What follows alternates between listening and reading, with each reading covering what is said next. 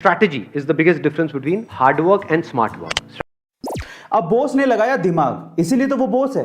Boss ने महेश से कहा कि तुम एक काम करो, मैं तुम्हें एक टास्क देता हूं, अगर वो टास्क तुमने कर लिया तो इंडिया में अपॉर्चुनिटीज और एम्प्लॉयमेंट दोनों की ही कोई भी कमी नहीं है, लेकिन फिर भी आज इंडियन यूथ एम्प्लॉयमेंट को लेके ही सबसे ज्यादा परेशान है।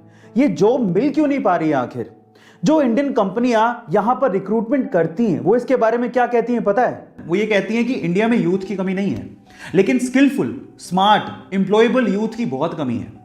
और जो यूथ स्किलफुल है और स्मार्ट है उसके लिए जॉब की कोई कमी नहीं है। अब इसको थोड़ा मैं स्टोरी के थ्रू समझाने की कोशिश करता हूं, ध्यान से समझिएगा, जिससे आपको ज्यादा समझ में आएगा। एक बार दो दोस्त थे, एक का नाम था सतीश, दूसरे का नाम था महेश। दोनों ने स्कूलिंग, कॉलेज सब साथ में पूरा किया। मजे की बात यह थी कि उनकी सेम ही कंपनी में जॉब लग गई। दोनों ने बहुत हार्डवर्क किया पूरे साल भर बाद उनका प्रमोशन होना था। तो जिस दिन प्रमोशन था उस दिन बॉस आए।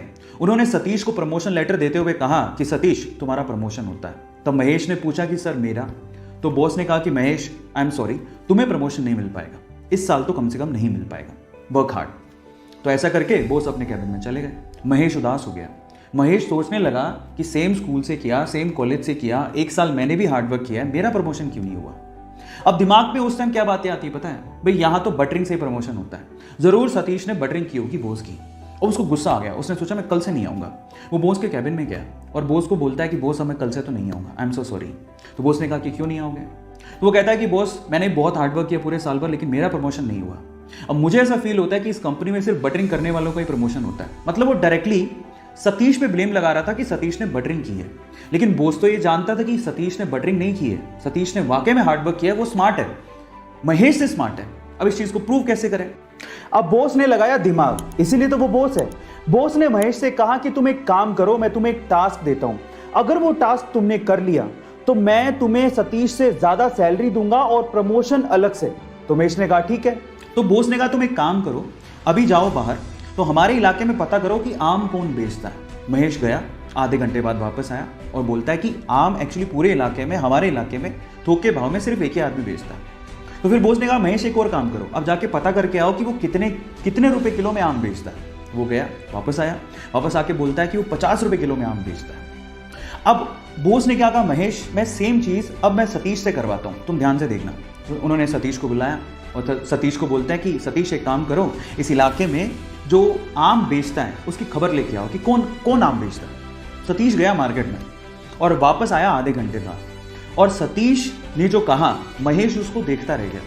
सतीश ने कहा बॉस यहाँ पे आम सिर्फ एक ही आदमी बेचता है और वो 50 रुपए किलो बेचता है, लेकिन उसके पास टोटल 60 से 70 किलो आम है और वो एक साथ अगर हम खरीद ले वो 40 रुपए किलो में दे देगा। और अगर हमने 40 रुपए किलो में वो 60 से 70 किलो आम बेच दिए और हमने अगर 50 रुपए किलो में उसे सेल किया तो हमें बहुत प्रॉफिट होगा। और आगे आने वाले समय में हम लोग आम में भी अपना हाथ आजमा सकते हैं, आम के बिजनेस में भी। अब आप समझिए कि सतीश और महेश में क्या फर्क था। आप समझ पा रहे हैं कि स्मार्टनेस और स्किल का क्या मतलब होता है?